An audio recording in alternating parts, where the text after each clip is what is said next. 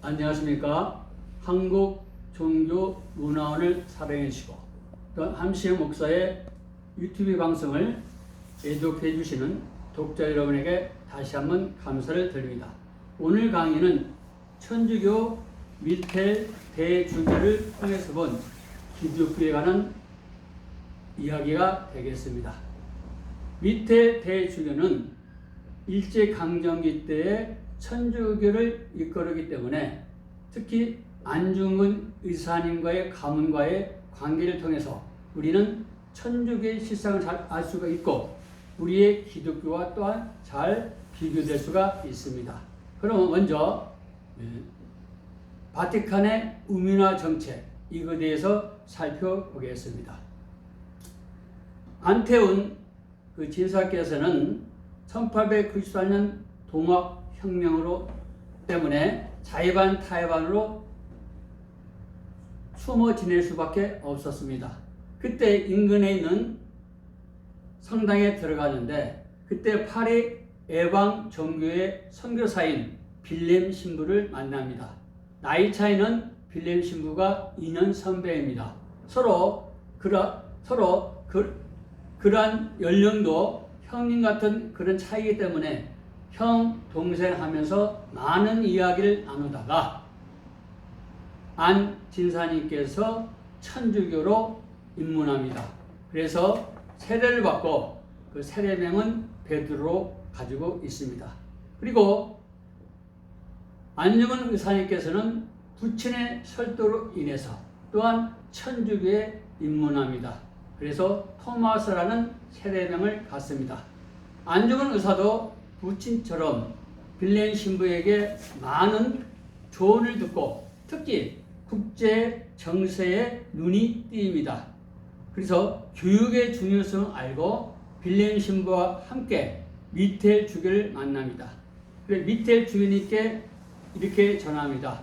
우리 조선에도 프랑스처럼 대학을 세워서 훌륭한 뛰어난 프랑스 교수님을 모시고 또 당시에 최첨단 과학기술을 배우고 여러 가지 사회 제도를 배우겠다고 이렇게 전했을 때 미텔 주교는 단호하게 거부합니다.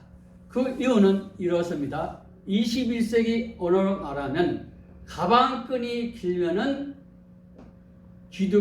천주교에 기여할 수가 없고 먹물이 많으면은 천주교의 성자말을 잘 듣질 않는다. 그런 차원에서 절대로 나는 대학 설립을 도와줄 수가 없다. 이런 말을 합니다. 그때 안중근 의사님께서는 상당히 실망을 하고 또 빌렘 신부로부터 가졌던 프랑스에 대한 모든 좋은 인상이 다 없어지고 특히 프랑스어를 배워서 프랑스의 학문을 접하겠다는 그 의지가 완전히 꺾입니다. 물론 그 후에 안 의사님께서 직접 학교를 세우고 학교를 인수합니다. 우리는 여기에서 하나의 사실을 발견할 수가 있습니다.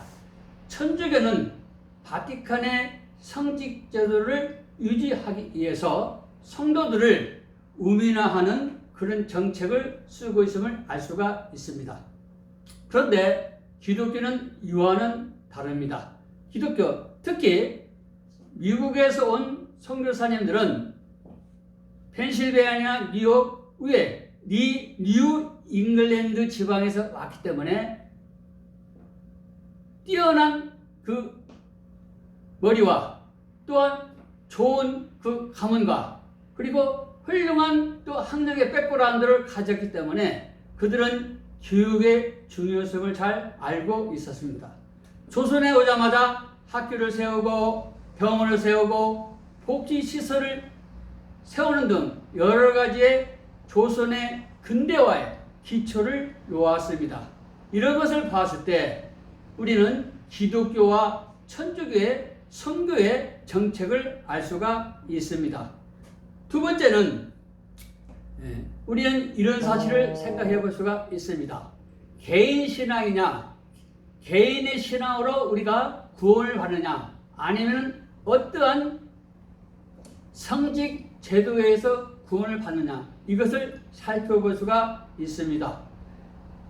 안중근 의사님께서는 바로 미텔 대주교에게, 그 당시는 주교였습니다. 주교에게 실망을 느끼고 이제는 개인적으로 교육사업을 하고 1907년에는 국채 보상 그 문제 때문에 그거에 대해서 적극적인 참여를 통해서 또 그것을 해결하려고 노력을 하다가 조선의 국군이 다해성을 깨닫고 이런 식으로 해서는 도저히 조선이 소생할 수가 없다.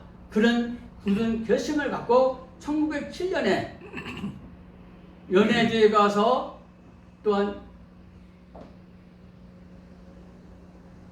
군인으로서 서로의 앞으로의 무장 활동을 하기 위한 준비를 갖습니다. 그러한 가운데에 1909년 1월에 단지 동맹을 합니다. 그것을 동의 단지회라고 하는데 무슨 말이냐면은 이 손가락을 결단을 함으로써 우리가 3년 이내에 이토 히로부미를 처단하지 아니하면 자결함으로 인해서 우리 조선 백성을 일깨우자, 그런 비밀 결사의 모임이 되겠습니다.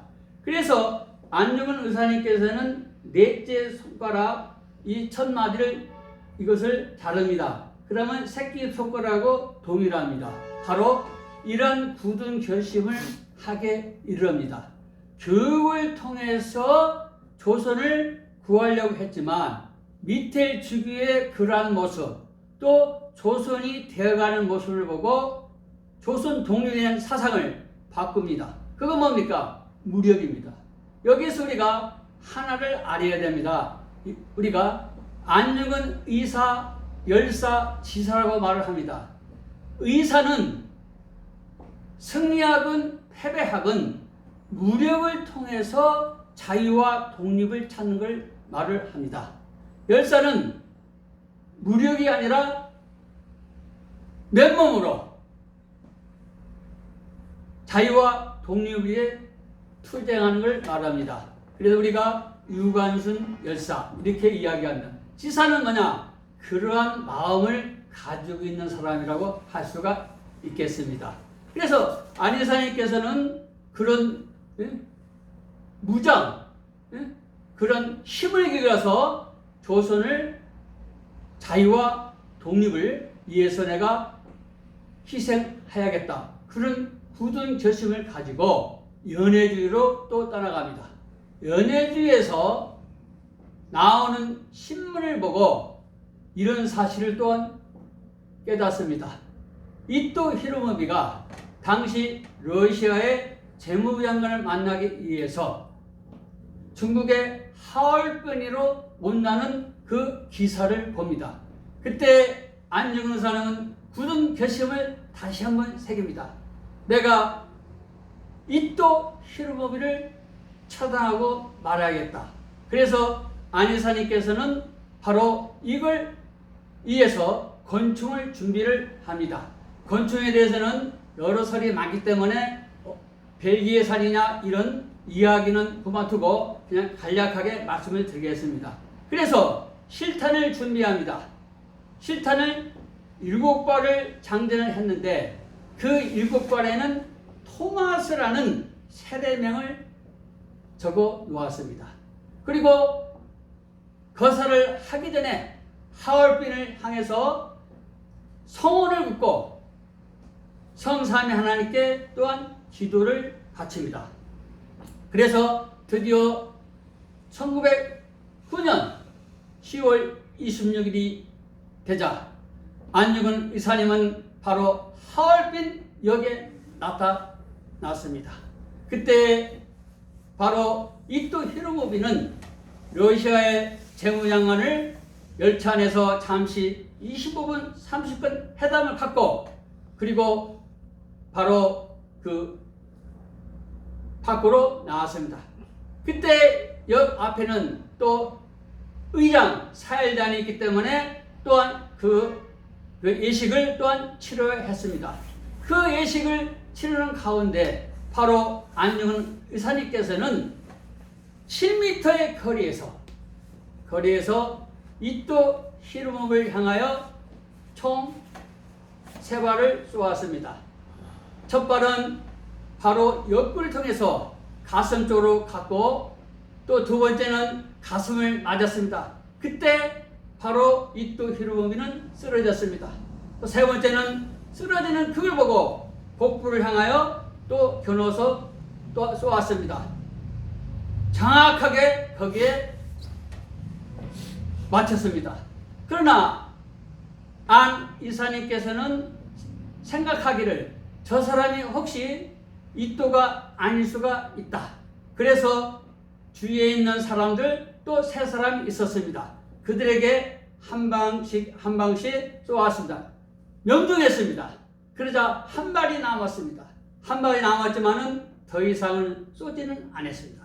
여기에서 우리는 안 의사님께서 어떠한 일을 하고 있는가를 우리는 명확히 알 수가 있습니다. 무조건 사람을 죽이려고 하지 않았습니다. 그래서 안 의사님이 그 일을 수행하고 있었을 때 주위에 있던 러시아 그 경비병들이 덮쳤습니다. 그러자 이 안 의사님은 넘어지고 말았습니다. 일어서면서 코레아 우라 큰 소리로 3번을 외쳤습니다. 대한 독립 만세. 그러자 바로 이 안 의사님은 윌슨으로 감옥으로 갔습니다.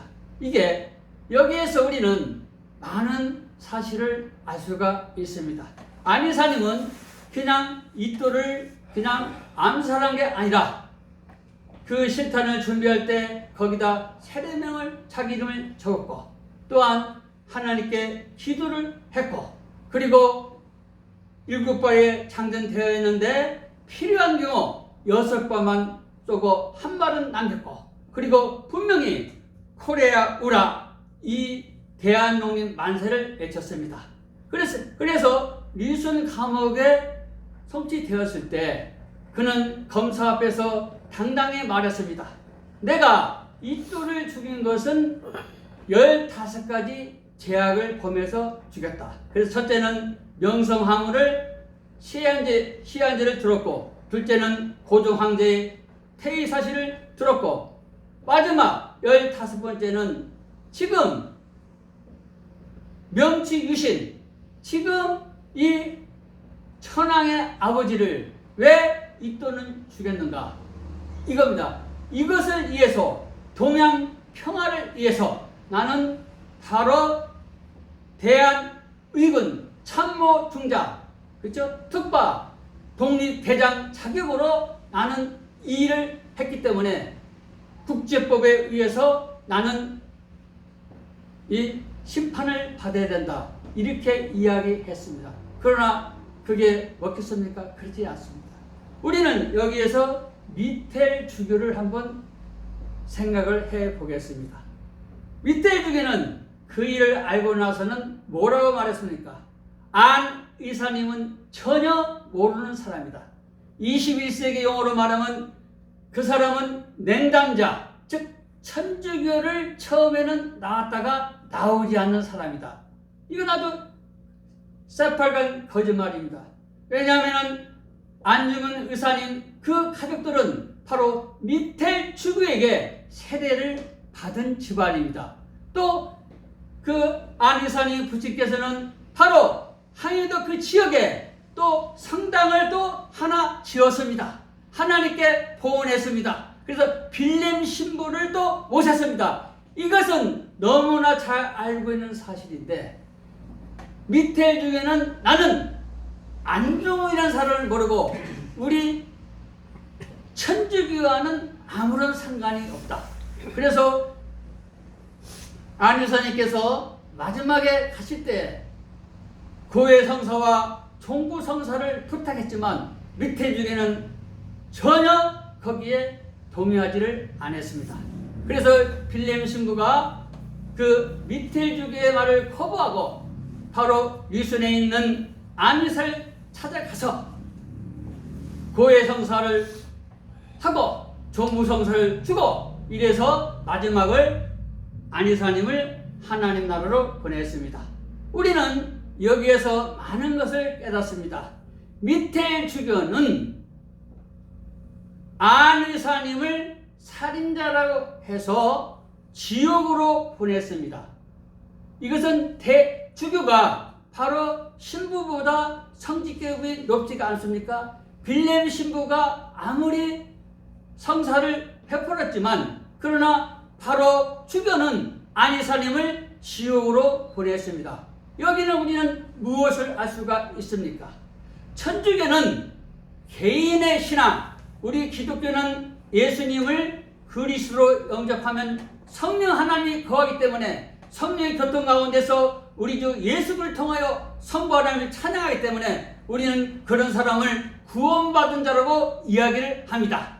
그래서 기독교는 구원의 하신이기 때문에 항상 자유와 항상 두려움 없고 항상 정정당당하게 독립운동을 하는 것입니다. 그러나 천주교는 지금처럼 보았지만 안중근 의사님께서 그렇게 종부성사를 보아달라고 했지만은 눈 하나 끔찍도 하지를 않았습니다. 그러면은 구원은 누구에게 있습니까? 구원은 바로 예수 그리스도를 믿는 사람에게 있습니다. 이게 천주교 신자는 분명히 깨달아야 됩니다. 절대로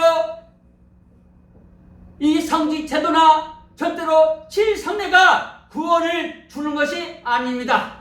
칠성례는 제가 비판하는 것이 아니라 칠성례는 구원받은 사람이 얼마든지 할 수 있는 의시라고 할 수가 있습니다. 저는 천주교의 칠성례를 부정하는 것이 아니라 칠성례에 의해서 구원받는다고 하는 그 말씀이 틀리다고 오늘 정확하게 이야기합니다. 왜냐하면 김수환 주경님께서 바로 안이사님을 어땠습니까?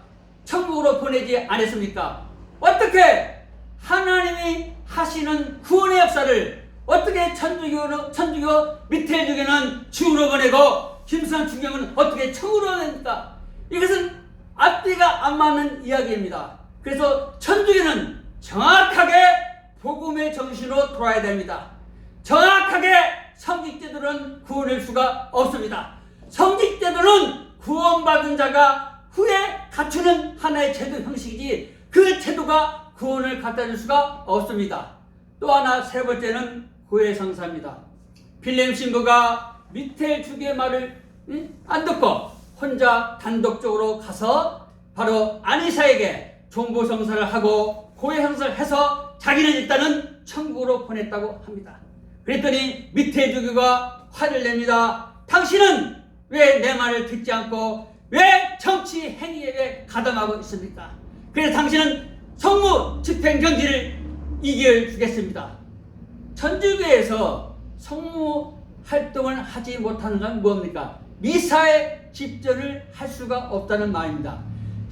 사제가 미사에 집전을 할 수가 없으면 무엇입니까? 우리 기독교로 말하면 목사님이 주일에 설교를 할 수가 없다는 이야기와 같습니다. 그러니까 또 뭐랍니까? 법을 접니다.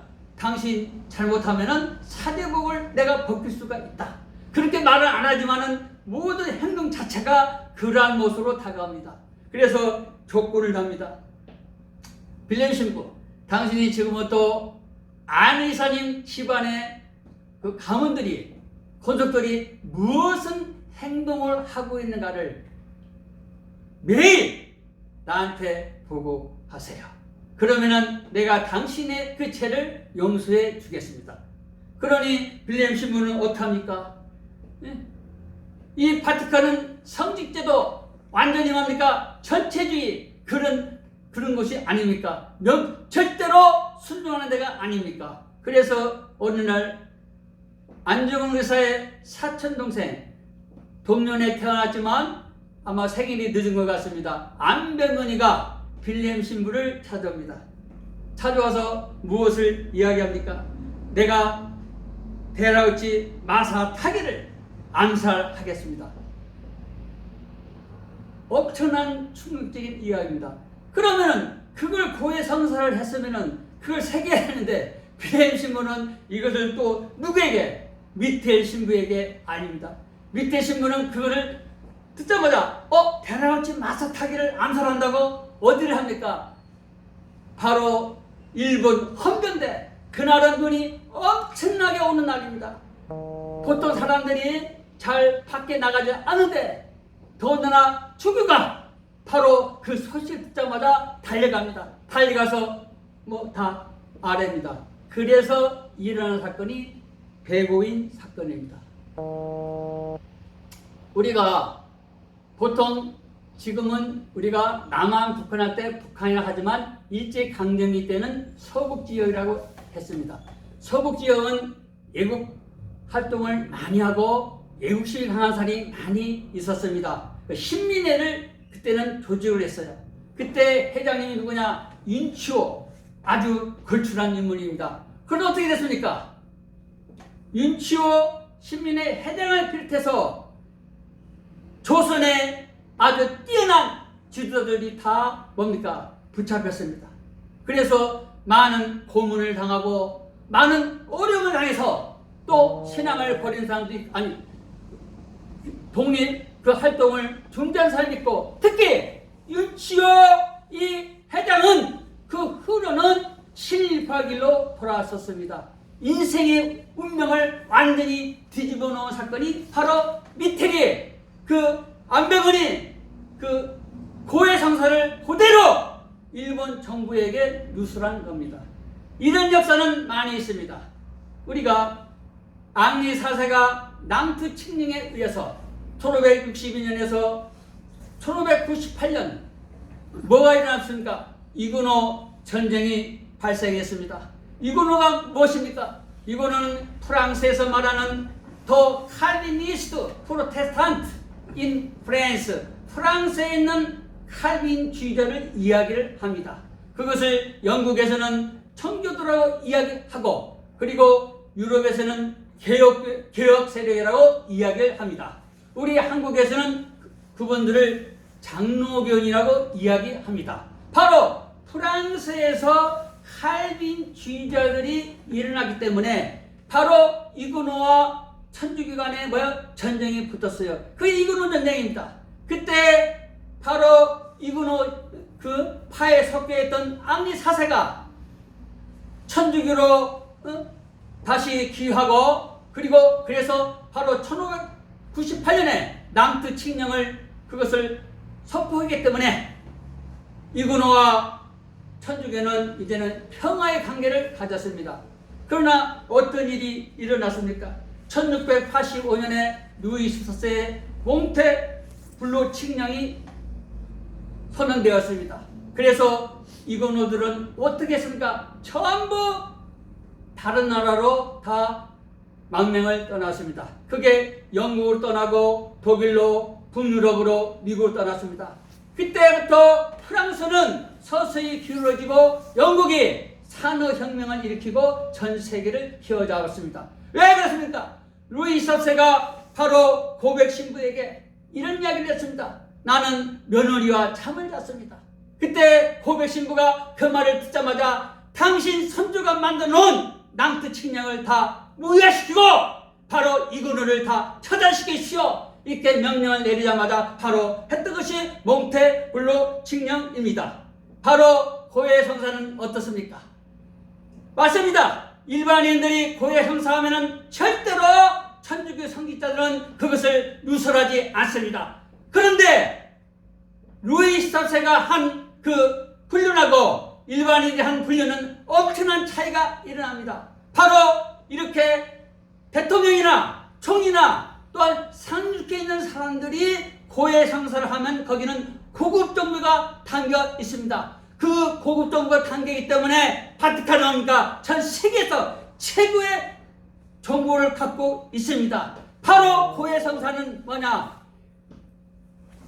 예수님 말씀하신 그 구원의 수단으로 가는 것이 아니라 이렇게 이게 종교가 바로 정치로 권력화되어가고 있습니다.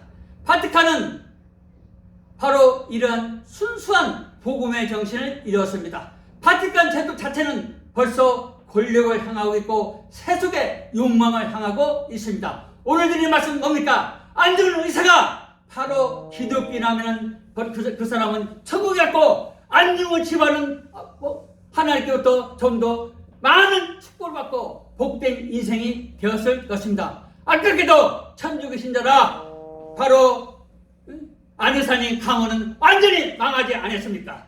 바로 여러분들 예수님을 그리스도 영접하십시오. 절대로 제도가 구원하지 못합니다. 성령께서 여러분을 구원시켜 주십니다. 성부와 성자 성령 있는 곳에 바로 구원의 역사가 있습니다. 말씀을 마치겠습니다. 감사합니다.